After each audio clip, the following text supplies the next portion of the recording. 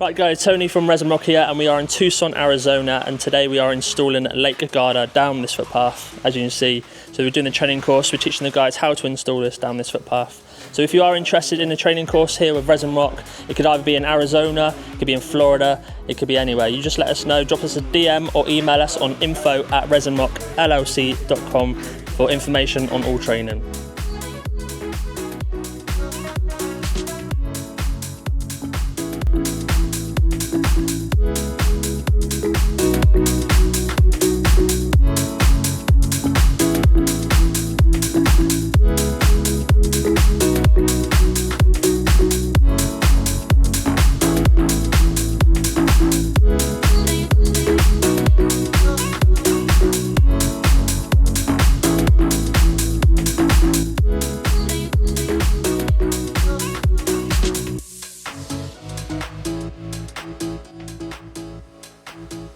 So as you can see guys, right on the edges here, they've just bull-nosed it over, so they've rounded the edges off.